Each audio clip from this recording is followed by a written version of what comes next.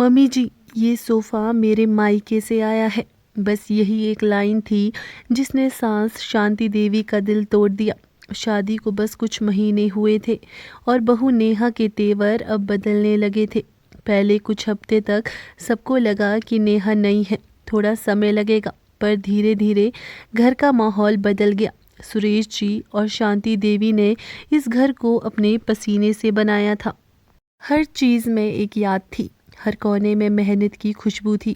लेकिन नेहा को इनमें सब पुराना, बेकार और देहाती दिखता था।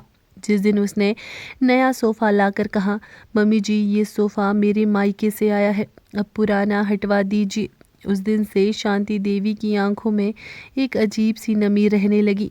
नेहा की सोच थी कि मायके की चीज़ें स्टाइलिश है और ससुराल की पुरानी। उसने पूरे ड्राइंग रूम का रंग बदलवा दिया, दीवारों पर नए फ्रेम लगवाए और हर चीज़ में सास की राय की जगह अपने फैसले रखने लगी। शांति देवी पहले कुछ कहती, लेकिन अब चुप रहना ही बेहतर समझती थी।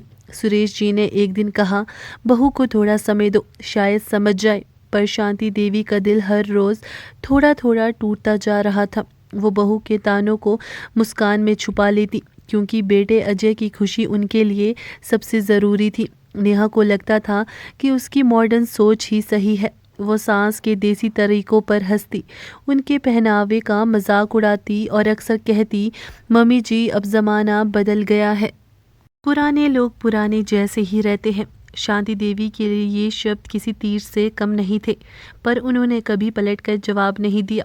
वो रोज़ सुबह उठकर बहू के लिए नाश्ता बनाती, सब कुछ समय पर तैयार रखती और खुद सबसे आखिर में खाती। फिर भी नेहा को उनमें कमी ही नज़र आती थी। एक दिन घर में रिश्तेदार आए, सब बैठकर बातें कर रहे थे। तभी नेहा बोली, ये नया सोफ़ा मैंने मायके से मंगवाया है, अब घर थोड़ा क्लासी लग रहा है ना। रिश्तेदार मुस्कुराए, पर शांति देवी के चेहरे पर कोई रंग नहीं था। उन्होंने धीरे से सुरेश जी से कहा, हमारा पुराना सोफ़ा भी तो बुरा नहीं था, उसमें कितनी यादें थी। सुरेश जी बस बोले, अब नई पीढ़ी पुरानी चीज़ें कहाँ समझती है। रात को जब सब सो गए, शांति देवी उठकर स्टोर रूम में गई, जहाँ पुराना सोफ़ा रखा था। उन्होंने उसके कुशन को छुआ, जैसे किसी अपने को छू रही हो। उनकी आंखों से आंसू टपक पड़े। वो सोफ़ा उनके पहले घर की याद थी, जहाँ उन्होंने अपने पति के साथ नई जिंदगी शुरू की थी। अब वो सब बस सामान बन गया था। उसी वक्त दरवाजे पर नेहा आ गई। उसने देखा सांस रो रही है, बोली, मम्मी जी आप अभी तक सोई नहीं। शांति देवी ने तुरंत आंसू पोंछे और कहा, नहीं बेटा, बस पुरानी यादें याद आ गई। नेहा ने बिना कुछ बोले सिर झटका और चली गई। उसके लिए वो बस एक पल था, लेकिन सास के लिए वो पूरी जिंदगी की चुप्पी थी। अगले दिन नेहा ने नौकर से कहा, पुराना सोफ़ा बेच दो, जगह घेरता है। शांति देवी वहीं खड़ी रह गई, जैसे उनके दिल का कोई हिस्सा बिक गया हो। उन्होंने कुछ नहीं कहा, बस भगवान से मन में बोली, हे प्रभु मेरी बहू को समझ दे। दिन गुजरते गए। नेहा अब घर की हर बात तय करती थी, कौन आएगा कौन नहीं, क्या बनेगा और क्या नहीं। सुरेश जी धीरे धीरे कम बोलने लगे। घर का वो सुकून जो कभी हर कोने में था, अब कहीं गुम हो गया था। एक दिन अजय ऑफिस से लौटकर बोला, माँ उदास क्यों रहती है। नेहा ने कहा, आपकी माँ बहुत ड्रामे करती है, कुछ भी बोलो तो बुरा मान जाती है। अजय चुप रह गया, पर उसके मन में कुछ दरक गया। कुछ महीनों बाद शांति देवी अचानक बीमार पड़ गई। डॉक्टर ने कहा, उन्हें स्ट्रेस ज़्यादा है, ध्यान रखिए। नेहा को समझ नहीं आया, बोली, स्ट्रेस भी कोई बीमारी है। पर जब एक रात शांति देवी बेहोश होकर गिर पड़ी, तब नेहा के हाथ पांव फूल गए। वो पहली बार डर गई। अजय ने उन्हें अस्पताल पहुंचाया और नेहा को एहसास हुआ कि उसने शायद सच में बहुत कुछ खो दिया है।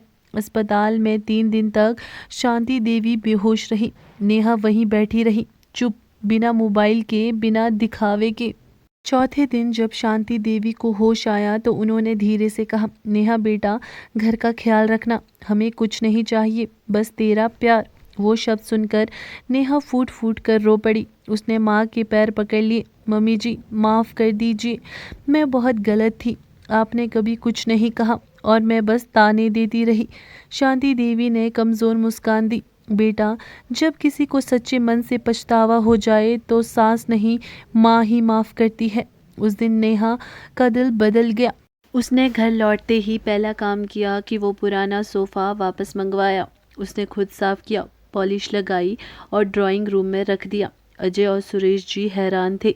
नेहा बोली, मम्मी जी, ये सोफ़ा मेरे मायके का नहीं, आपके दिल का है और अब ये हमारे घर का सबसे कीमती हिस्सा होगा।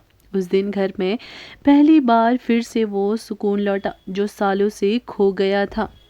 नेहा अब सुबह उठकर शांति देवी के साथ रसोई में बैठती, उनसे सीखती और बातें करती। सास ने बहू को फिर से गले लगाया जैसे माँ अपनी बेटी को गले लगाती है। सुरेश जी ने मुस्कुराते हुए कहा, अब लगता है ये घर फिर से घर बन गया है। धीरे धीरे मोहल्ले में भी सब कहते, शांति देवी की बहू में अब बहुत बदलाव आ गया है। और नेहा हर बार मुस्कुराकर कहती, मम्मी जी ने सिखाया है, घर चीज़ों से नहीं रिश्तों से बनता है। अब हर शाम जब वो सोफे पर बैठती तो मन ही मन सोचती, कभी मैंने इसी के बहाने कितनी गलत बातें कह दी और आज यही सोफ़ा मेरे और मम्मी जी के बीच का रिश्ता जोड़ गया है। ऐसी ही वीडियो के लिए चैनल को ज़रूर सब्सक्राइब करें।